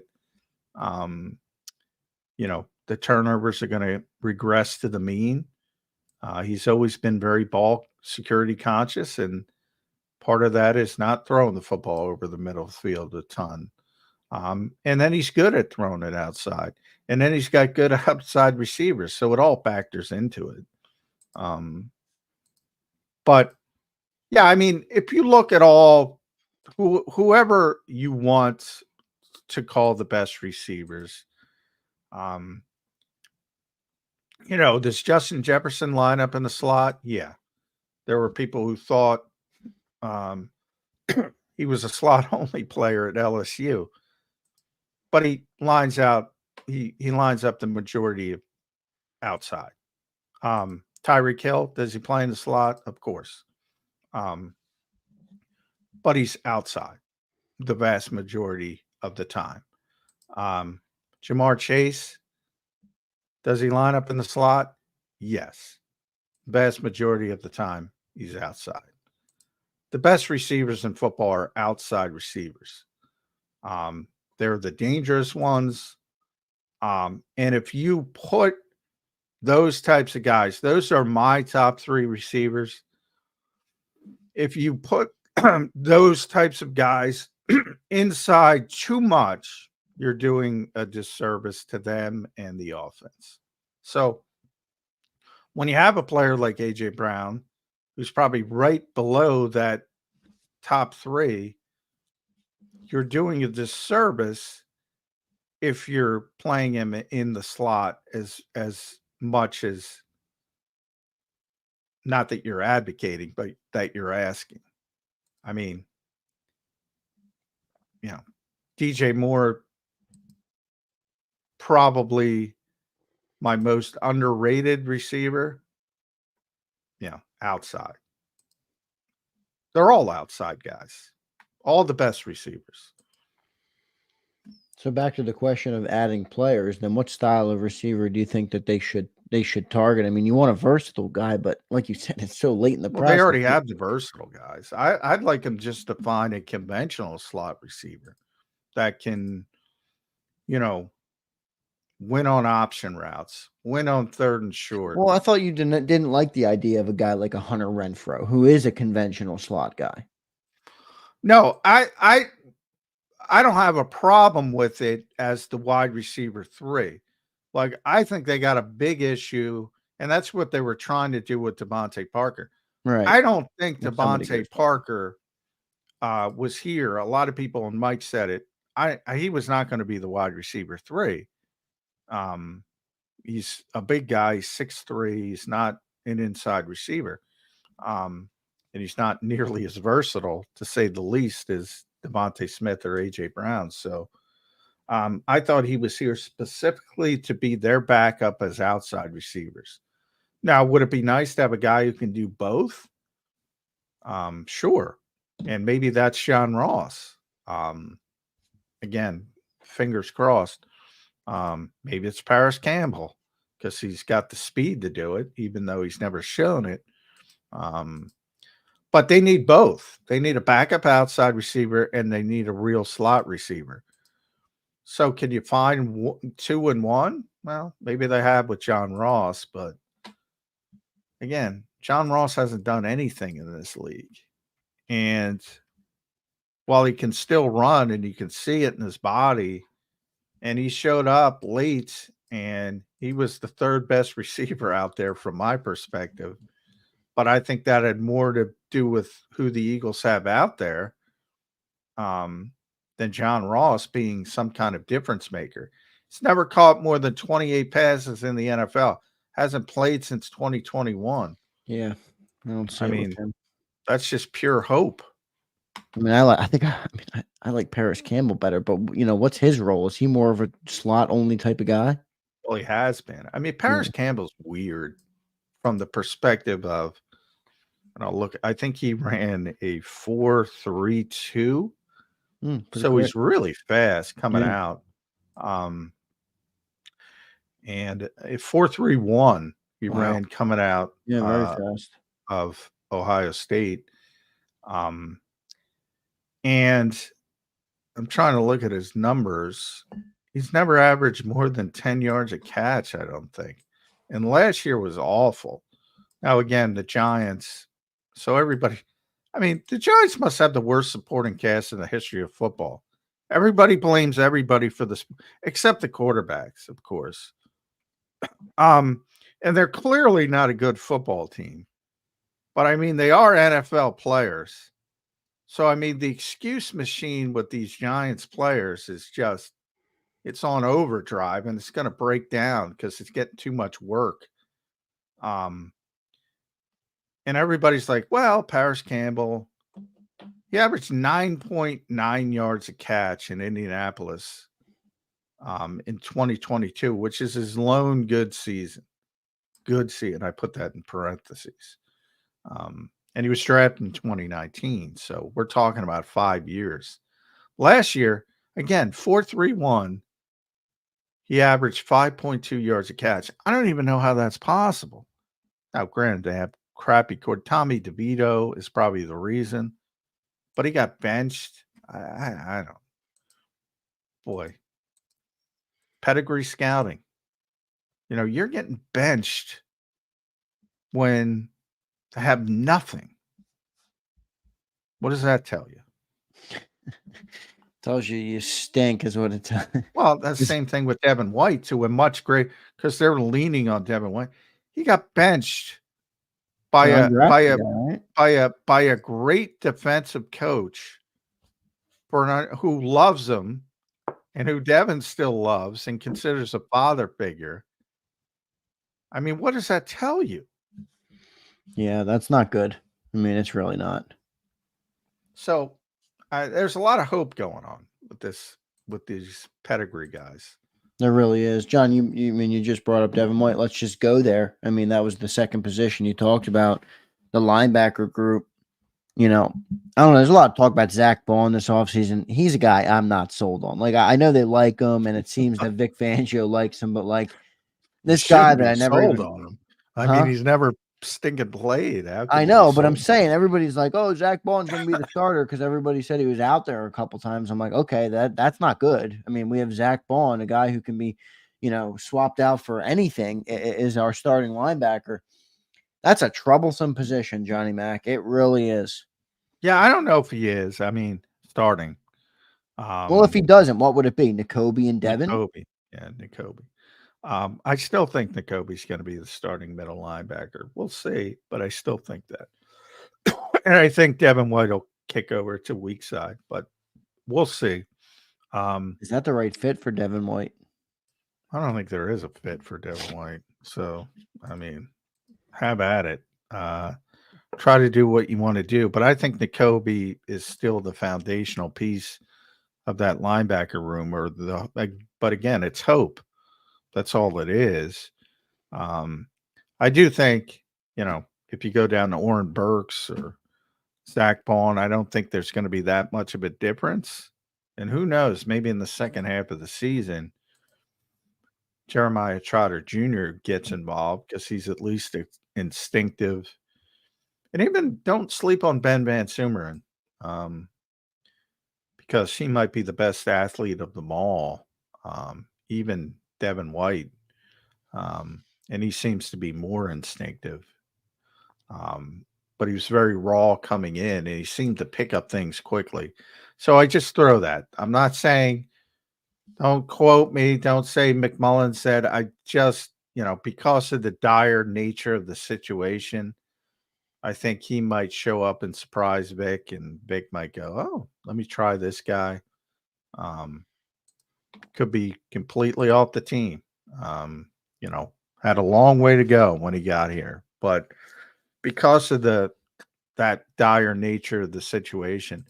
But I do think it's interesting. Zach Bond's, I talk about it all the time.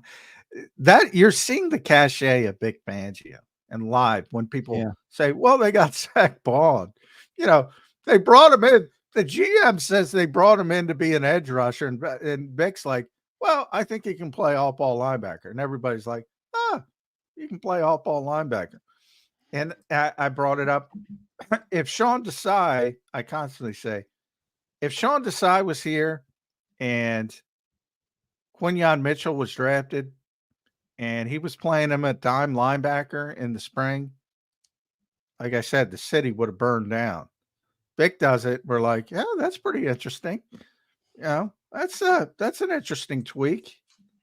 You're seeing the cachet of Vic Fangio live and in living color. Current, I mean, the guy, and he deserves it. I'm not saying he doesn't deserve it. He deserves the benefit of the doubt. But I think it's interesting that, yeah, you still have to be careful. You can't assume things because Vic says it's going to happen. Hopefully it does. Hopefully Zach Bond can play off-ball linebacker. But as you correctly pointed out, signed a 1-year deal for the veteran minimum with some incentives that make it look a little better for his agent, but nobody was knocking down the door to sign Zach Bond. So I wouldn't expect TJ Edwards, I guess we have to go to as the default for the Eagles linebackers. Who I think the Eagles are missing right about now. And I don't know. I'm not inside the room, but I think Howie Roseman looks at TJ Edwards and says, "Damn, that's the one I should." No, I don't think he does. That's the problem. I don't think he does. It's not even like I'm talking about a Patrick Queen contract. Like we're talking about a regular like you paid Devin White. I mean, I know how you know this, but it was reported at $7.5 million. Obviously, it's not that. I'm just saying. Oh, that's the whole that's thing. What TJ Edwards is making. Like, yeah, but TJ's contract is real. Devin's isn't. Yeah, I know it's not. I'm just saying though, it's not like it's 18 million. It's 7. It's go give 7 to. Hey, I'm with you. He should have signed him. He should have brought him back if he had the opportunity. Now, there again, we've had this discussion many times. Maybe he wanted to go back to Chicago. Maybe the Eagles did try to sign him. I've seen no indication that they have. Or I thought was it Clay Harbor or Buddy Clay? I don't know if he had the inside information or not. I thought Clay Harbor. Yeah, I saw Clay and TJ. Well, a lot of people hung on. TJ did an interview after he signed with the Chicago radio station where he said, he wanted to go, and everybody latched onto that. I mean, that's what you do after you sign. That's no guarantee. Yeah, that's like Nick Sirianni level pandering, easy stuff. Yeah. I mean, not saying it can't be true. It could certainly be true, but I wouldn't lean on that as confirmation is all I'm trying to say. So, but there's maybe wanted to play in Chicago, blah, blah, blah. Anyway, but it's the overriding. This is years now. This is not one time. They don't value the position, and they showed it again this year, where they're cobbling it together. They got a bigger name, so it's like a magic trick because, again, you have a number 5. Oh, the Eagles are putting more of a thought process into the linebacker position because they brought in Devin White. No, they didn't. They signed him a 1-year deal, $3.5 million. No, they didn't. It also tells you how the NFL evaluated Devin White. Well, yeah, there's 31 other teams. Exactly. And nobody gave him more, or nobody gave him a better opportunity than the 1-year, $3.5 million deal that the Eagles gave him. I mean, it's not just John McMullen, everybody that's not high on Devin White. I got news for you. I know you guys love to, beat up on John and say he's going to be wrong, but well, I hope I am wrong. Facts. I mean, yeah. But yeah, you're talking about a guy who thought he was going to get, $20 million, $20 million contract on his second. Yeah, nobody wanted him. Doesn't mean they're right. I mean, NFL teams make mistakes all the time. Maybe it does light a fire under him. Maybe he figures it out. Maybe he understands. Look, I haven't been the most disciplined player in the history of the world. Maybe Vic helps him, but I point out he was with a very good defensive coach in Tampa Bay, a very good who likes him personally. Who's giving us fits. Yeah. I don't. That's why I'm Team Nakobe, man. Nakobe, again, he hasn't proven anything. But I did like him coming out. I still think he's got the instincts to be a good player. Yes, he's a little bit undersized. There's concerns. There's obviously durability concerns, but I think he can play football. And I hope that turns Jeremiah Trotter too. Not day one, but the book on him coming out of Clemson was the same type of thing. Very instinctive, maybe not the best athlete in the world. But that's what you're looking for, I think, with this team, because they're never going to wow you and go out and get Roquan Smith or even Patrick Queen or even Peyton Wilson. It doesn't seem. I mean, at this point, I don't even think there can be a debate. Howie does not value off-ball linebacker. You can running back. I always push back for years. You've been doing this show before. You were on the air, Zander, as a producer and all that kind of thing. So you heard me talk about it for years. The Eagles wanted to draft Christian McCaffrey. Yes, they did. In 2017. They liked Bijan Robinson a lot last year. They weren't going to draft him over Jalen Carter, but they liked him a lot. There were running backs, Dalvin Cook, they loved. There were running backs they really liked and really wanted, and just weren't able to get them. Linebackers, it's like, it's the Davion Taylors, the shot in the dark. It's all right, N'Kobe's fallen.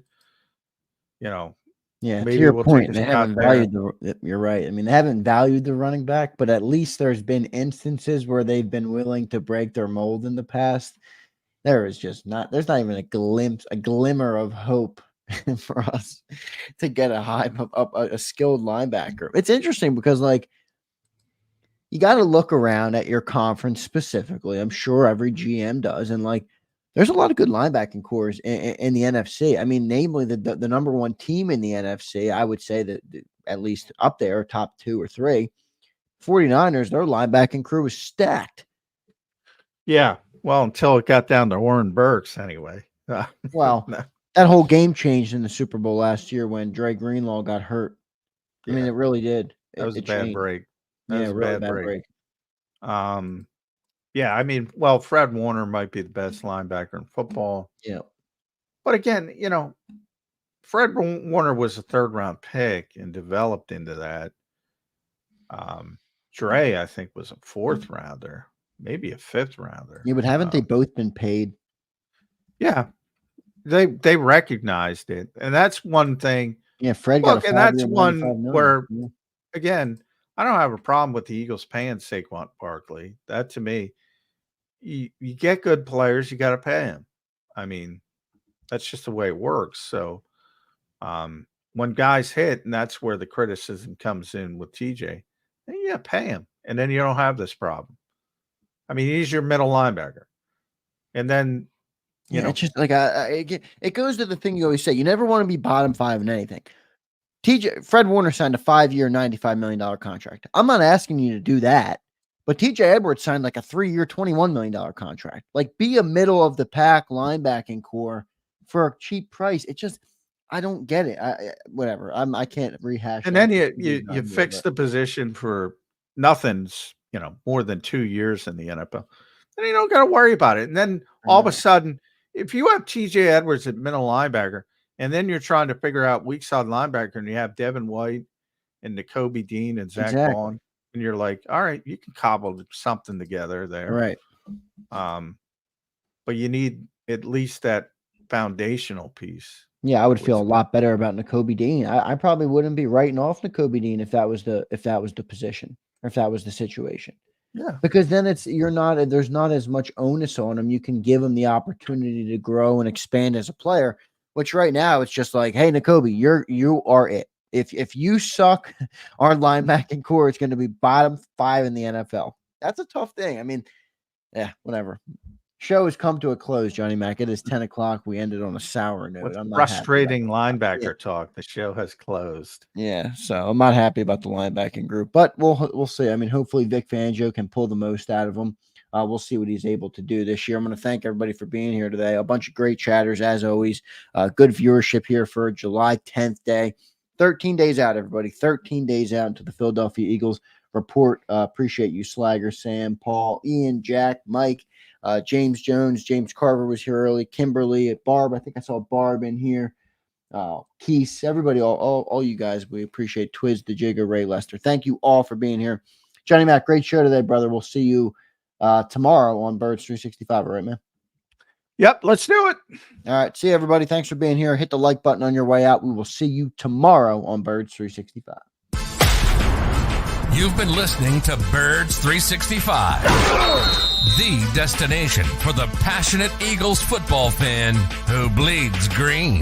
If it's Eagles football, we're talking about it. Debate inside the locker room and guests that are some of the greatest football minds from around the region. We hope you enjoyed the show. We know we had a blast. Make sure to like, comment, and subscribe, and we'll be back soon. But in the meantime, hook up with us on social media at JAKIB Sports. See you next time on Birds 365.